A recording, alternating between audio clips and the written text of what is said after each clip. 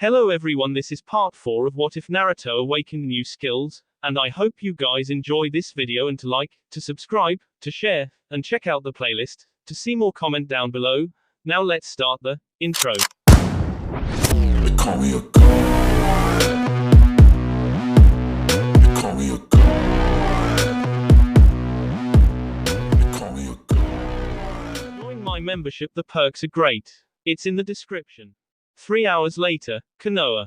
Guy and Sasuke walked into Kakashi's apartment. Kakashi still lay unconscious in bed and Asuma and Kurenai were in the same places they'd been when Sasuke left. Sasuke pulled up a chair next to his sensei's bed and Guy stood in the open door leaning with his back on the frame. What happened? Asked Kurenai, surprised to see Sasuke back and fully conscious. She had expected him to be at least unconscious, whether by Itachi's hand when he attacked him or by Guy's hand when he wouldn't come back to Konoha peacefully. I'll let Sasuke fill you in on the details since I wasn't witness to it, said Guy. Asuma and Kurenai then looked at Sasuke expectantly. I arrived to see Itachi and his accomplice standing at the door to Naruto's room. I charged up a Chidori and ran at Itachi. He easily deflected it and sent it through the wall. He then threw me back and I charged at him a second time, this time using a kunai, and again he deflected it, but this time he kept hold of my arm and kneed me in the gut, then sent me flying into a wall, walked over and picked me up by the collar. I figured he was going to use a Mangekyo Sharingan technique called Tsukuyomi. I was right, so when I opened my eyes we half cancelled each other's jutsus out, said Sasuke. Asuma looked a little confused by this. What do you mean? I thought it couldn't be cancelled out, said Kurenai. Well, it can't exactly be cancelled out. Like I said, it was only halfway. Instead we entered the jutsu with neither having any control over it and neither willing to really concede. Neither of you could use chakra, so instead I explained what had happened, but I chose what I said carefully. I did tell Itachi of the Fuengan and of the third stage of Sharingan. It's not mentioned in the scrolls of our clan. After I finished explaining to Itachi, we both realized that the time distortion the jutsu usually creates to be most effective had been drastically slowed down, and instead of it taking only a second or so, it took quite a while. It would also seem that whilst me and Itachi were in Tsukuyomi, Naruto had taken his accomplice into his version of it. We all left the jutsus at the same time, and then Itachi and his partner fled. Most likely because of the large chakra drain, and realizing that if they stuck around they would have to fight against both myself and Naruto. Not that I would have been much good in truth. The chakra drain I suffered was immense, but also against Jiraiya and Hinata, which in their weakened state would have meant certain defeat, explained Sasuke. I think it was shortly after that I arrived. I tried to use my forehead protector to see through the hole in the wall, but all I could see was one figure standing and another picking up one that was on the floor. So of course I assumed that Itachi and Kisame had gotten to Naruto and so I attacked, only to realize mid-flight that I was going to hit Jiraiya. That however didn't happen, as Naruto deflected my attack and sent my flying into a wall instead. That boy sure has gotten powerful, said Guy. Well, now, it seems a lot has happened in the time I've been out. Tell me, how long has it been? Asked Kakashi, slowly raising himself to a sitting position. Only about 5 hours, Kakashi-sensei, said Sasuke. Well, I'm going to need to rest up a little longer, but I should be ready to resume training you first thing tomorrow, Sasuke. In the meantime, I suggest you go and revise the techniques of Mangekyo Sharingan and practice the ones you can. I think you'll find that animals will be quite susceptible to the effects of Tsukuyomi. First thing tomorrow we'll get to work on increasing your chakra capacity. If my guess is right, Naruto seemed fine after using his technique correct, said Kakashi. Sasuke was surprised. Yeah, how did you know? He asked. I know a lot about his Kekkei Genkai and that his chakra capacity makes that of any person in this room seem like they've got almost none at all. Add to that he's learning to tap into and harness the fox's power, which gives him a near limitless chakra potential. If he can learn to harness it directly, he'll never run out of chakra without even touching his own, explained Kakashi. A men's clothes store in the town Naruto, Hinata and Jiraiya were staying in. Naruto pulled back the curtain of the changing room he was in. What do you think, Hinata? He asked. In the hour and a half they'd been there, Hinata had hardly said a word. After about 30 minutes of trying on outfits, Naruto had found the pattern to her blushes. If there wasn't a blush, she didn't really like it. If there was a light blush, it was as good as his normal jumpsuit. A heavy blush said it was better than his normal but still not great. If her entire face turned the shade of a tomato it was pretty good, if it turned crimson it was excellent, and if she fainted Naruto went and bought it and asked that anything he bought as a set be delivered to his hotel room that night. Then he would go and wake her up and tell her he decided to put it back. He wanted to surprise her with them. Naruto, haven't you got enough new clothes already? She asked, referring to the large pile of 20 or so articles, not including a further 9 he had already purchased, her face that lovely tomato color telling Naruto that it was worth getting.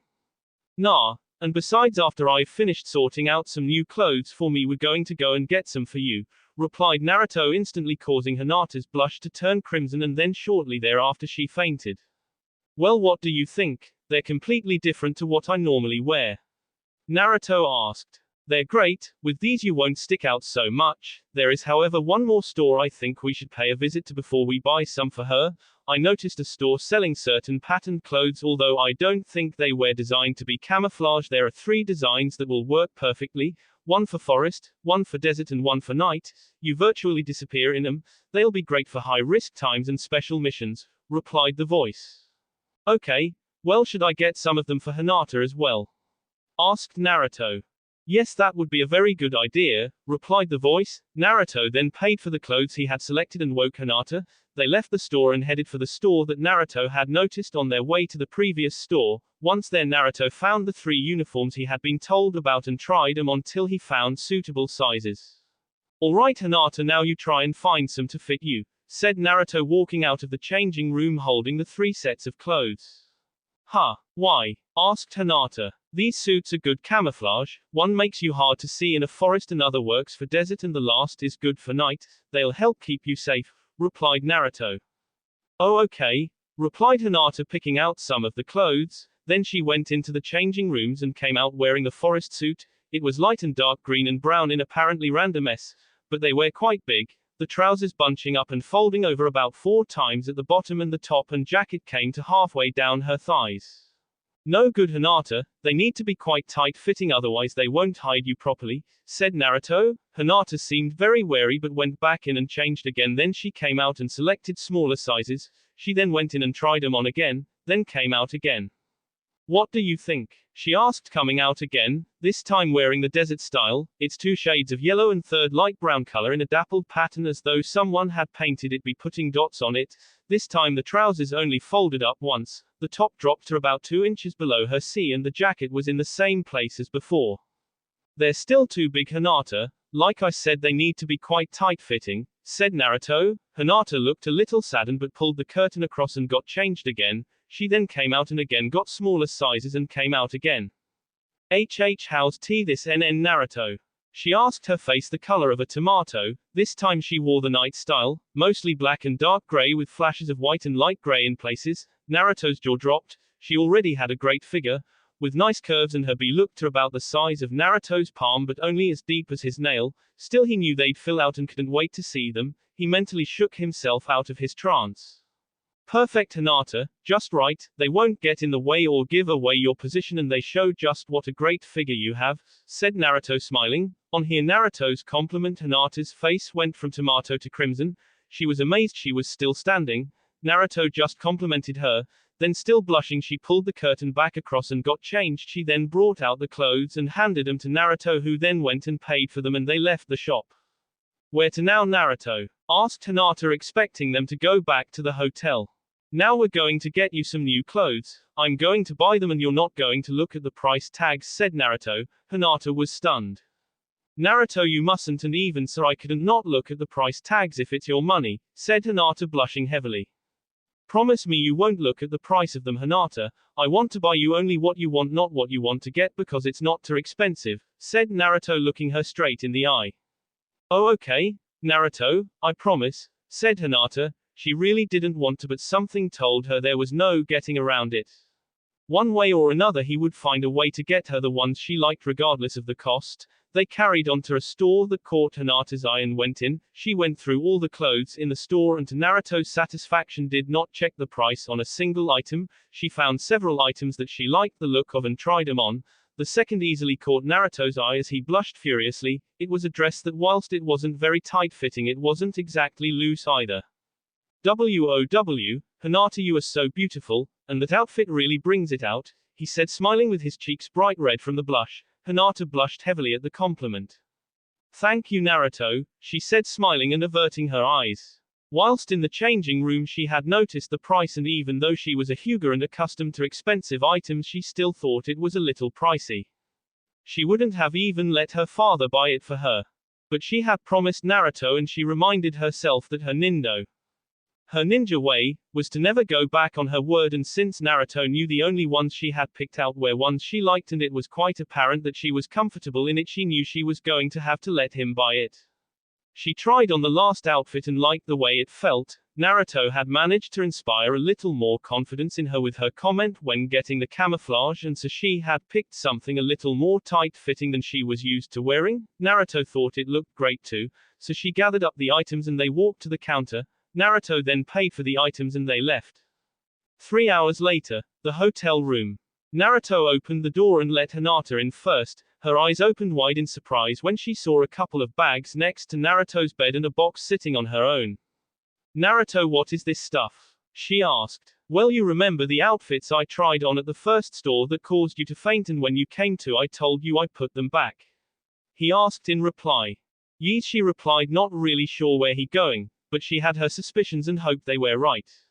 Well, I lied. I figured I'd leave it as a surprise. I bought them whilst you had fainted and asked that they deliver them here, said Naruto, smiling nervously with one hand behind his head.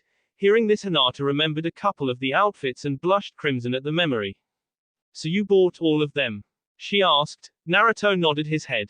Yeah, so surprise, said Naruto, still smiling. Hinata then looked at the box on her bed. What's that, Naruto? She asked, not entirely sure she wanted to hear the answer. Well, I took a note of your sizes whilst paying for some of the things and decided to get you a little something special, said Naruto, grinning sheepishly. Hinata walked over to her bed and looked at the box. Can I open it? She asked. Please do, replied Naruto. Hinata then undid the red bow that held the lid on the sandy-colored box and carefully pulled the lid off. Inside it was a kimono. She lifted it out and looked at the fox printed on left B, then she turned it round and on the back was a larger fox with 4 tails in the shape of a circle. Within the fox was a kanji that read, Sei, or the chosen, and on seeing this Hinata promptly fainted. Naruto walked over to her and picked up the kimono, carefully putting it back in its box and moved the box off the bed. Then he gently picked Hinata up and laid her on the bed. He went and got a shower. An hour later, still at the hotel room. Naruto had taken a shower and dried off, then had selected some new clothing to wear. His choice was a black t-shirt with a skull and kunai printed on it in red and black loose-fitting trousers. He had also bought new shoes but didn't put any on, instead deciding that it was best if he got on with some training. He sat on the floor and crossed his legs and summoned 3 clones. He produced 2 water balloons, and whilst 2 clones got on with trying to burst the balloon using chakra, the 3rd clone and the real Naruto put the palms of their hands together and started working on chakra control. 30 minutes later, still in the hotel. Hinata was still lying unconscious on her bed, and Naruto decided that it would be better if he woke her up. So dispersing his clones, he got up slowly with the burst of knowledge generated by the clones and walked over to Hinata's bed. He kneeled down beside it and leaned over her. Bending his head, he gently pressed his lips to hers and kissed her softly. After a few moments, Hinata awoke and started to return the kiss. Naruto slowly opened his mouth and brushed his tongue against her lips. She responded by opening her mouth and allowing his tongue to enter whilst lifting her arms up and wrapping them around him. After about a minute they broke the kiss, but Hinata kept her arms around Naruto. You really do know the best way to wake me up gently, don't you? She stated rather than queried. Glad you like it, and by your reaction I'd say you like my gift to you, he replied.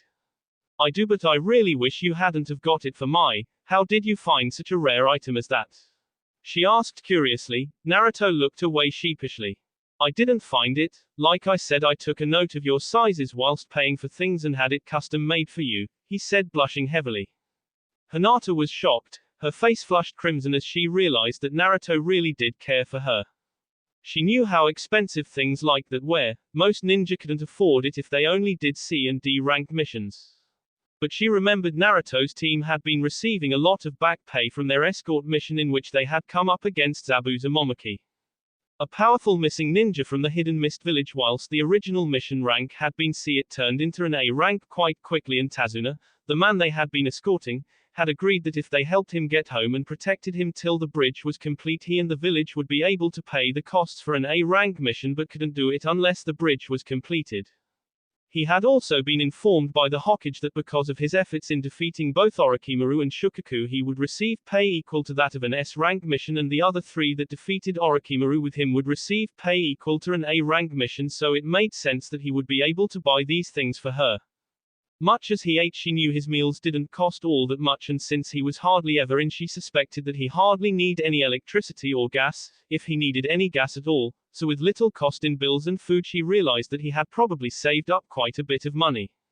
You really shouldn't have, Naruto, she said, still blushing heavily, but thank you. She smiled warmly and hugged Naruto tightly, then both hers and Naruto's stomachs growled. Maybe we should go eat. In all the excitement, we haven't eaten since this morning, said Naruto, helping Hinata up off the bed. Then they left the hotel and went looking for a place to eat. Hinata was expecting Naruto to choose, but he once again surprised her. So what do you want to eat? He asked. She hadn't really given any thought to what she wanted. Her thoughts had been to just let him choose and then work from there. She saw a restaurant that looked interesting. I'm not sure. Why don't we look and see what they have? She said, pointing to the restaurant. Sure, said Naruto, and they walked over to look at the menu. To the surprise of both of them, it contained dishes from another country. This isn't what we're used to. Should we try to find something else that we know we like? Asked Hinata, a little worried that they wouldn't like what they ordered. Nope, I say we give it a shot, replied Naruto, smiling. He then grabbed Hinata's hand and walked into the restaurant. 2 hours later, back at the hotel. There was a knock at the door. Naruto got up and answered it to find Jiraiya standing on the other side. Now then, Naruto, Hinata, I've found information regarding Tsunde's location, so we're heading off. I trust you're ready to go, said Jiraiya. Finally, it's about time. Come on, Hinata, let's get going, said Naruto, picking up his bag. Hinata then followed suit and they left the room, went to the reception and paid, then left. 3 hours later, on the road towards where Jiraiya's information says Tsunde might be. Pop came from behind Jiraiya. He quickly started to turn round when again Pop he hastened his turn to see that both Naruto's and Hinata's hands were wet and they were holding the remains of the balloons. Here, Duritaga, and he said, handing them new water balloons. Pop went both balloons at the same time. Jiraiya was surprised but carefully hid it. Who popped it first? He asked. Naruto looked at Hinata, who was blushing lightly. That was great, Hinata, you beat me fair and square, said Naruto, smiling, earning an even stronger blush from Hinata. Yes, well done both of you. Now then, on to the second stage, and since it hasn't even taken you 24 hours to master that one, I'm going to leave those seals on you. Believe me, it will be worth it in the long run, said Jiraiya, pulling out 2 small rubber balls. What are these for? Asked Naruto, looking at the ball with a confused expression on his face. Try popping them the same way as you did with the balloons, said Jiraiya. Then both Naruto and Hinata tried to pop the balloons but found they couldn't. It won't work, we need to put more chakra in, said Hinata. Jiraiya smiled. That's right, you're going to have to put more chakra into it but still maintain control of it to be able to burst these. It will help with your chakra capacity as well as your chakra control, said Jiraiya. Here's another tip, kid, since he doesn't seem inclined to give it to you, you need to spin your chakra in more than one direction, otherwise the final technique won't work, said the voice. Okay, thanks, I'll tell Hinata when we get moving again, replied Naruto. Jiraiya then turned around and started walking again, so Naruto moved over to Hinata and quietly spoke to her. I think it will be easier to burst them if we spin our chakra in more than one direction. I'm going to try and manage as many directions as I can, said Naruto. Oh okay, Naruto, I'll try that too, said Hinata. They then continued walking and caught up to Jiraiya. 24 hours later, a small restaurant near their hotel. Okay, so our old comrade came to see you yesterday and you say that both his arms were useless. Any idea what happened to them? Asked Jiraiya, looking at the woman sitting across from him. She looked to be in her mid to late 20s with long blonde hair and a more than ample bust. Next to her was a woman who looked to be in her early 20s with short black hair and a more modest bust size. In her lap was a small pig wearing a black waistcoat and a pearl necklace. No clue, but it was no normal injury. They looked as though they were from the inside out. I've never seen anything like it, replied the woman, taking a sip of sake from her cup. What did he offer you, Tsunade? Asked Jiraiya. The woman poured another cup of sake and drank it in one swallow before answering. To revive Nawaki and Dan, in exchange for fixing his arms. I still can't imagine what could have caused it though, replied the woman. I know what caused it, said Naruto. Tsunade looked skeptically at him. I really doubt you do, kid, she said. Naruto just smiled. Well, how does see off all the chakra points in the body right down to the chakra center sound as way to do it? Said Naruto. Tsunade looked at him blankly and then burst out laughing. There is no way that you could have done that, only a Hyuga would have any chance at that, said Tsunade, breathing heavily. Funny you should say that, because it was a one Neji Hyuga that did the damage after he'd been trapped in a few layers of powerful Genjutsu and Mangekyo Sharingan Tsukuyomi, said Naruto, smiling. Tsunade looked at him curiously. She couldn't quite work out whether he was lying, joking, or telling the truth. He's telling the truth, Tsunade. Naruto here and 3 other genin took out Orochimaru. Of the other 3, 2 are considered highly gifted and the third is a true genius with an IQ of over 200 feet, said Jiraiya seriously. Oh really, and who were these 3 great genin? Asked Tsunade. Shikamaru Nara, Neji Hyuga and Sasuke Uchiha. Neji and Sasuke were both using more powerful forms of their Kekkei Genkai. Thanks to Naruto here. Have a close look at Hinata's eyes too, said Jiraiya. Tsunade looked shocked. She then took a close look at Hinata's eyes and reeled back in shock. Those eyes, they're Junkagen. I didn't know it was possible to get them. How did you get them, girl? Demanded Tsunade. Hinata was a little upset at being called girl, and sitting next to Naruto gave her the courage to do something about it. My name isn't girl, it's Hinata Hyuga, thank you, and I got these eyes because Naruto strengthened my Byakugan, replied Hinata. How did you manage to do that? Demanded Tsunade, talking to Naruto, who simply closed his eyes and reopened them a moment later to reveal his Fuengan. Because I'm an Uzumaki and I can use the Fuengan, my family's Kekkei Genkai, said Naruto, smiling. Tsunade was shocked. She looked at the bright blue eyes decorated with 5 stars and couldn't believe it, but she knew it wasn't a trick because she would have seen it in his eyes before if it were. I thought the last of the Uzumaki's when the fox attacked 12 years ago, said Tsunade to Jiraiya. Well, the last was Naruto, who is now the jailer of the fox, replied Jiraiya. You're the container of the Kyuubi no Yoko? Asked Tsunade, shocked at the revelation. Naruto dropped his head slightly and Hinata wrapped her arm round his waist. Yes, I am, and I intend to become Hokage to get the respect of the village, said Naruto, determination blatant in his voice. Hinata smiled and blushed lightly, always happy to see the boundless confidence and determination that Naruto had. Ha! Only a fool would take that position. After all, every Hokage has pointlessly, scoffed Tsunade. Actually, Tsunade, we aren't here because Sarutobi sensei is in fact he's very much alive thanks to Naruto, said Jiraiya. I won't have anyone disrespect the old man or the 4th like that, you old hag, said Naruto. Oh really? Let's take this outside then, said Tsunade, standing up. Naruto followed suit and they walked out into the street followed by Jiraiya, Hinata, the black-haired woman and the pig. So you really think you can match me, kid? Said Tsunade. I don't think I can. I know I can, replied Naruto, smiling. The next thing Tsunade knew, Naruto was running at her with a kunai in hand. She swiftly dodged and kicked at him, which he just barely avoided. Then she took note of something. It was only just out of place and normally she wouldn't have noticed it being too wrapped up in the fight, but something in the back of her mind told her to look. The 3 ninja and the pig weren't moving. They were still looking at where she and Naruto had been, not where they were. Damn it, he's already got me in a genjutsu, thought Tsunade. She quickly tried to dispel the genjutsu only for it to be replaced by Naruto and what she thought were 2 illusions charging at her. She quickly analyzed her options. First one was likely to be a feint. Typical of a genin, then the second or third would be the real one. Best way to tell would be to throw a stone at each of the other 2, whichever it went through was the illusion. She ignored the first and readied herself to kick a stone at each of the other 2 but never got the chance as the first one punched her and knocked her back several feet. Then the second came in. Again she expected it to pass straight through her and again she was hit and knocked back several feet. Damn, how does he know the shadow clone technique? Only one thing to do now and that's hit 'em all, she thought as the third came in for its attack. She moved back to avoid the punch and hit it straight in the gut, causing it to puff into smoke. Then another attack came out of the smoke and knocked her back again. He's good. Even Orochimaru never thought to use the smoke as a cover to attack again. It's so obvious it can't fail, you don't even think of it till you've been hit, she thought, moving back to avoid another strike. Back to reality. Sorry, couldn't resist. Neither Naruto nor Tsunade had actually moved. Naruto was just standing smiling and Tsunade looked a hair's breadth from sleep. What's happening? Asked the black-haired woman.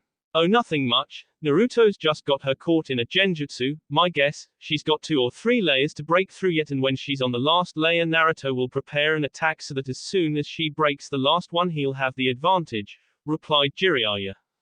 No way, he's that good with genjutsu? Asked the woman.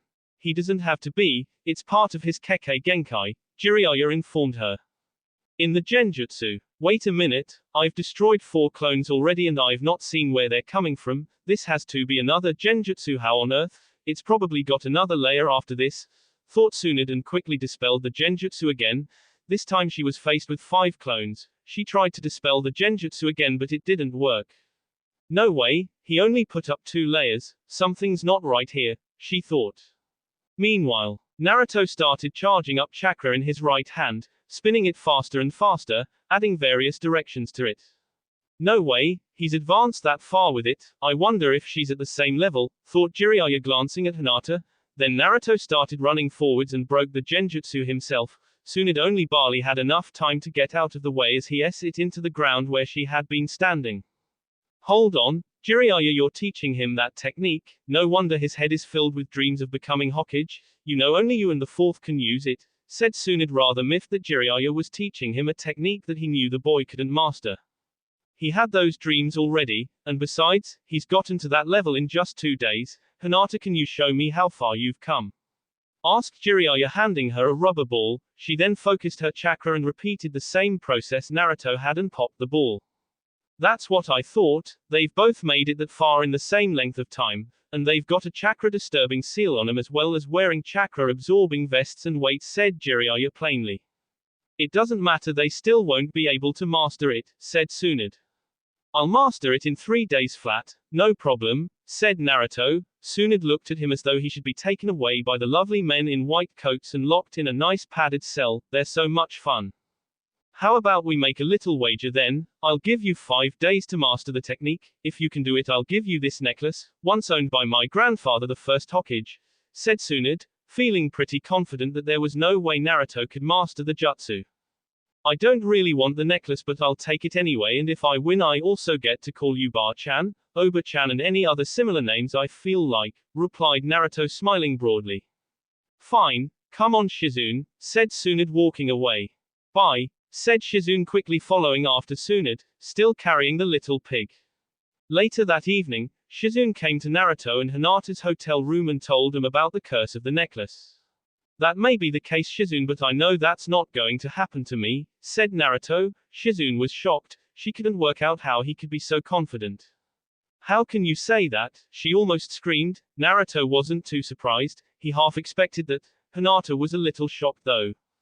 You said she would never bet it, and yet for some reason she decided to, and it wasn't just because she thinks it's impossible.